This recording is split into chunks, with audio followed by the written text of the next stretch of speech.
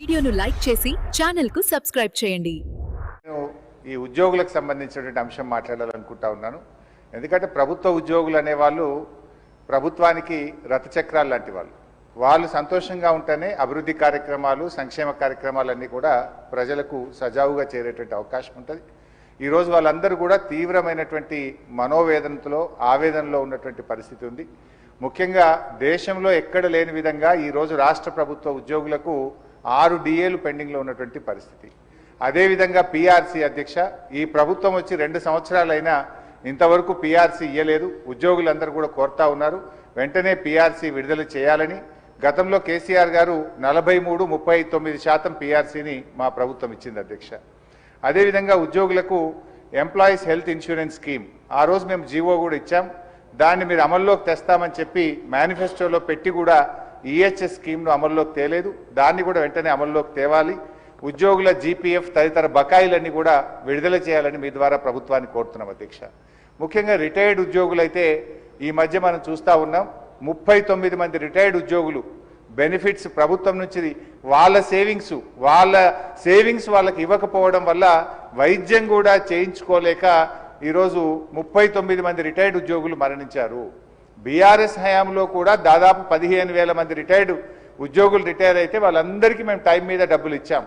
కానీ కాంగ్రెస్ హయాంలో, ఎందుకంటే ఈరోజు నేను అసెంబ్లీకి వస్తూ ఉంటే పొద్దున్నే నా సిద్దిపేటలో ఒక డాక్టర్ జగత్ Kumar Reddy retired JD veterinary పొద్దున్నే నా దగ్గరికి వచ్చి అన్నా కొద్దిగా అసెంబ్లీలో మాట్లాడు, నేను అక్టోబర్ 2024లో రిటైర్ అయినా ఇంతవరకు ₹1 రాలేదు.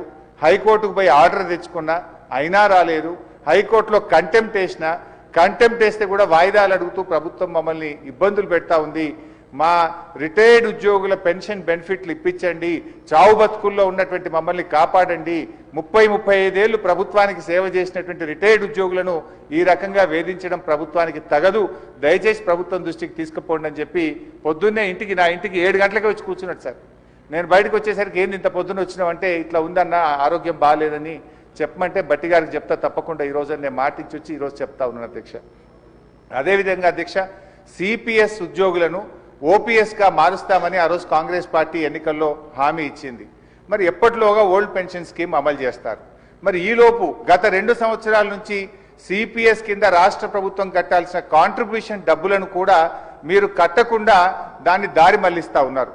అసలు కాంట్రిబ్యూషను కట్టలేరు, ఓపీఎస్ తేకపోవడం వల్ల 2 లక్షల మంది సిపిఎస్ ఉద్యోగుల భవిష్యత్తు ఈరోజు ప్రశ్నార్థకంగా మారుస్తా ఉన్నారు. దయచేసి సిపిఎస్ కాంట్రిబ్యూషన్ కట్టండి, ఓపీఎస్ విధానాన్ని ఇచ్చిన మాటకు కట్టుబడి తక్షణమే అమల్లోకి తేవాలని చెప్పి మీ ద్వారా కోరుతున్నాం అధ్యక్ష. అదేవిధంగా పోలీస్ డిపార్ట్మెంట్లో కూడా అధ్యక్ష సరెండర్ లీవులు 5 సరెండర్ లీవులు పెండింగ్లో ఉన్నాయి.